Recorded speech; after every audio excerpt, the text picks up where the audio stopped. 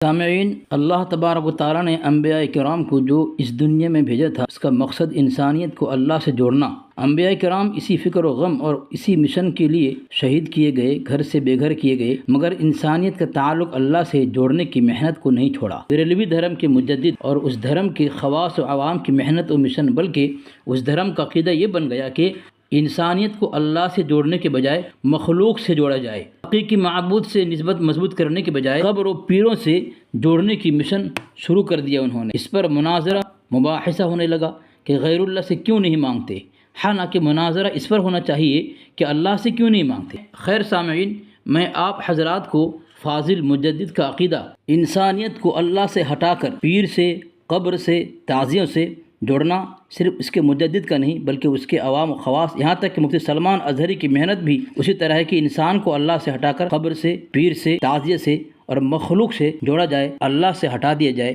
تو سنیں سامعین مفتی سلمان اظہری کی تقریر، اس کے بعد میں حوالہ دیتا ہوں۔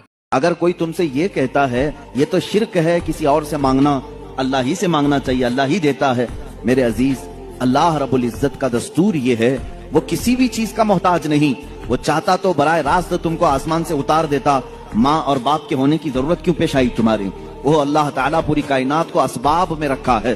ایک عورت ایک مرد کے اختلاط سے بچہ دنیا میں آتا ہے، یہ سب کو معلوم ہے کہ اللہ ماں اور باپ کا محتاج ہے۔ بغیر ماں باپ کے بھی اللہ بچہ پیدا کر سکتا ہے، لیکن اس نے کائنات کا نظام اسباب پر رکھا ہے۔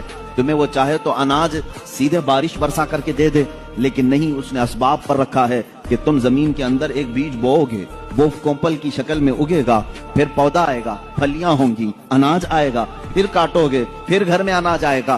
یہ اتنے مراحل سے جو گزارا جا رہا ہے، کہ اللہ اس چیز کا محتاج ہے؟ نہیں، محتاج نہیں، لیکن اس کا قانون ہے، وہ دنیا کی تمام چیزوں کو اسباب پر رکھا ہے۔ تو سامعین، کیا یہ عقیدہ انبیاء کرام کا نہیں تھا، صحابہ کرام کا نہیں تھا، جو انہوں نے اللہ کے علاوہ کسی اور سے نہیں مانگا؟ عیسیٰ علیہ السلام سے پہلے نبی آئے، موسیٰ علیہ السلام سے پہلے بھی نبی آئے، ابراہیم علیہ السلام سے پہلے بھی نبی آئے، نوح علیہ السلام سے پہلے بھی نبی آئے، انبیاء سے نہیں مانگا؟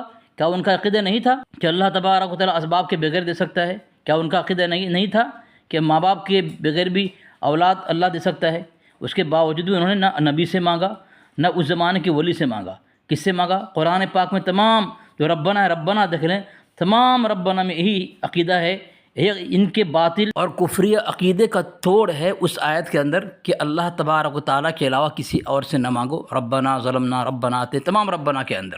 یہ آپ نے سن لیا مفتی سلمان اظہری کی گفتگو۔ تو اب مفتی سلمان اظہری صاحب نے آخر غوث پاک سے بغاوت کیوں کیا؟ اصل میں سامعین، یہ فاضل مجدد کی شرکیہ سوچ جو اللہ کے خلاف تھا، اس کا نتیجہ ہے۔ وہ کیا ہے دیکھیں۔ پہلی چیز، سلمان اظہری نے غوث پاک رحمۃ اللہ علیہ کی بغاوت کس طرح کیا؟ دیکھیں سامعین، یہ فیوض یزدانی ہے، ترجمہ الفتح الربانی، یہ شیخ عبد القادر جیلانی رحمۃ اللہ علیہ کی کتاب ہے۔ اس کے صفحہ نمبر 416 پہ کیا لکھا ہے؟ اے قوم، تم شریعت کے متبع بنو، یعنی شریعت کا اتباع کرو، اور بدعاتی نہ بنو، موافقت کرو، مخالف نہ بنو، اطاعت کرو اور نافرمانی نہ کرو، مخلص بنو، مشرک نہ بنو، حق عز و جل کی وحدانیت پر عمل کرو، موحد بنو، اور اس کے آستانے سے ہرگز نہ ہٹو۔ کس کے آستانے سے؟ اللہ کے آستانے سے نہ ہٹو، اور اسی سے سوال کرو۔ کس سے؟ اللہ سے ہی سوال کرو اور کسی سے نہیں، اس کے غیر سے سائل نہ بنو، اسی سے مدد چاہو اور اس کے غیر سے مدد نہ چاہو۔ کس کا عقیدہ ہے؟ شیخ عبد القادر جیلانی رحمۃ اللہ علیہ کا، بڑے پیر صاحب کا عقیدہ ہے۔ لیکن ان کا عقیدہ کیا ہے؟ غوث پاک رحمۃ اللہ علیہ، ان کا مشن وہی تھا جو انبیاء کا مشن تھا کہ مخلوق کا تعلق اللہ سے جوڑا جائے، خالق سے جوڑا جائے، اللہ سے ان کی نسبت مضبوط کی جائے، مخلوق سے نہیں، بنی ہوئی چیز سے نہیں، بنانے والے سے تعلق جوڑا جائے۔ یہ مشن کس کا تھا؟ انبیاء کا تھا۔ یہی مشن شیخ عبد القادر جیلانی رحمۃ اللہ کا۔ لیکن یہ مفتی سلمان اظہری کا عقیدہ کیا ہے؟ غوث پاک کے خلاف، انبیاء کے خلاف، قرآن کے خلاف۔ اب سامعین دیکھیں، شیخ عبد القادر جیلانی رحمۃ اللہ علیہ کی سوچ اور عقیدے سے مفتی سلمان اظہری صاحب بھٹک کیوں گئے؟ اس کی وجہ جو بنی سامعین، وہ ان کے مجدد ہیں، وہ کیسے؟ یہ دیکھیں ملفوظات اعلیٰ حضرت، اس میں دیکھیں صفحہ نمبر 342 میں کیا لکھا ہے؟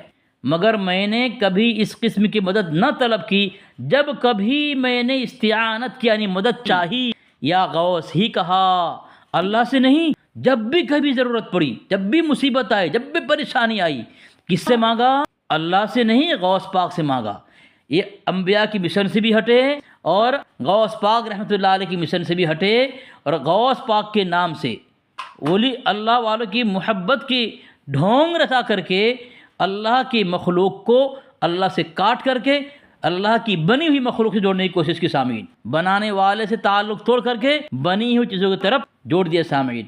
غوث پاک رحمۃ اللہ علیہ تو حکم دیں کہ اللہ کی آستانے سے نہ ہٹو، یعنی اللہ ہی سے مانگو، مگر بریلوی چونکہ ظاہر میں غوث پاک کی جھوٹی محبت کا دعویٰ کر کے مسلمانوں کو دھوکہ دینا چاہتے ہیں کہ ہم غوث پاک کو مانتے ہیں، مگر فیوض اسدانی کے خلاف عقیدہ بنا کر غوث پاک کی مخالفت کی، اس کے یہ مجدد بھی اور سلمان اظہری بھی۔ اور سلمان اظہری نے جو کہا کہ اگر تم سے کوئی کہتا ہے کہ کسی اور سے مانگنا شرک ہے تو فلاں فلاں کہو، کوئی کی بات چھوڑ دیں، یہاں شیخ عبد القادر جیلانی رحمۃ اللہ علیہ مشرک کہہ رہے ہیں کہ موحد بنو، مشرک نہ بنو، اس کے آستانے سے نہ ہٹو اور اللہ ہی سے مدد مانگو، کسی اور سے نہ مانگو۔ آپ کا غوث پاک پر کیا حکم ہوگا؟ ذرا لگائیں حکم، ذرا جواب دینا انتظار رہے گا۔ اس سے پہلے ویڈیو کا بھی جواب آپ نے نہیں دیا۔ اگر کوئی کہے کہ اللہ کے علاوہ غیر سے مانگنا شرک ہے اور وہ مشرک ہے تو غوث پاک رحمۃ اللہ علیہ نے آپ کو مشرک کہا، آپ کے اعلیٰ حضرت کو بھی مشرک کہا؟ بتائیں، غوث پاک رحمۃ اللہ علیہ پر حکم لگائیں گے کہ آپ کی انگلی کدھر اٹھ رہی ہے؟ مجھے پتہ ہے، لیکن ایک مرتبہ غوث پاک کی طرف اٹھا کر دیکھا صحیح نا، آپ کی کوشش چھن جائے گی، آپ کی تقریر بند ہو جائے گی، بیانات میں آنا آپ کا بند ہو جائے گا۔ لگا کر دیکھیں، آپ کے لوگ ہی آپ کو جو ہے دوڑائیں گے۔